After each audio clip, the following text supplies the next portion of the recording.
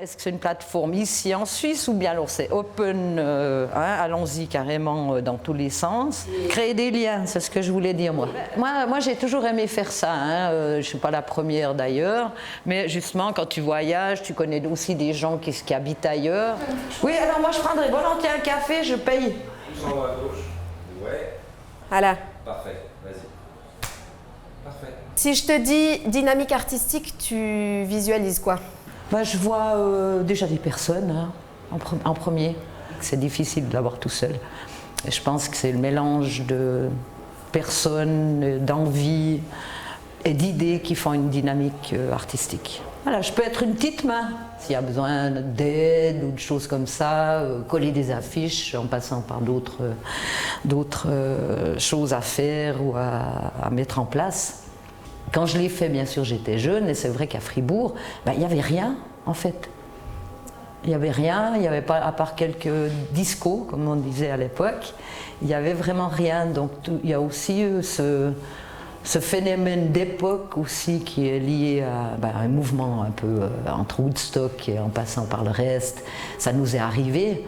Il y avait cette envie qu'il y ait quelque chose en fait qui existe musicalement, artistiquement. Et je faisais partie, je pense, de pas mal de gens qui avaient ce même désir, en fait.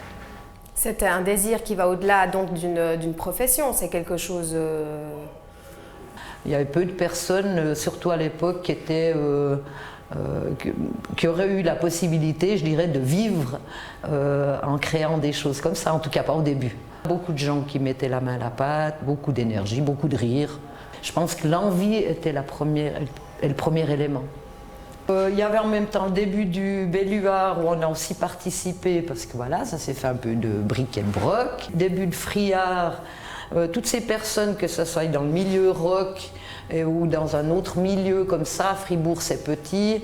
Et du coup, il y avait des échanges même si on n'était pas en fait dans le même, entre guillemets, milieu artistique. Donc c'est vrai qu'il y avait beaucoup de choses qui émergeaient en même temps. Et puis c'était super quoi, c'est vrai. Voilà, de passer un moment, moi je faisais la cuisine, j'étais la cook girl à Frisson. Ça me permettait de voir les groupes avant, c'était bien, je trouvais. Et puis en fait, voilà, il y avait une ambiance aussi, ça permettait aussi aux artistes qui arrivaient de ne pas se retrouver dans un hôtel anonyme. Donc là, à l'époque, on avait un espace qui était très agréable. Et puis voilà, il y avait beaucoup de gaieté en fait là-dedans. Ouais. C'est un peu ce qui me reste de cette époque et que j'aime toujours. Je participe moins, mais voilà, c'est un milieu que j'aime toujours. Est-ce que tu arrives à penser, qu'est-ce que tu pourrais donner toi à mettre par exemple sur la table pour, si quelqu'un veut s'en servir, des ressources même complètement immatérielles, je veux dire. Alors moi, ce que j'aurais plus facilement, encore une fois, c'est des liens. Je parle au niveau virtuel, déjà c'est ma profession. Et puis là, moi, je serais plus, je me verrais bien dans un élément de lien. Moi, autrement, ce que j'aurais à proposer, là, vu que je vais déménager en Espagne d'ici peu de temps, sur place, voilà, mais je me verrais bien faire des liens en Espagne.